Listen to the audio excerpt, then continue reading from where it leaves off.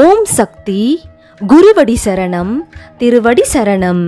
தஞ்சை மாவட்டத்தில் உள்ள மேல்மருவத்தூர் ஆதிபராசக்தி சித்தர் சக்தி பீடத்தில் ஆடிப்பூர விழா மிக சிறப்பாக நடைபெற்றது.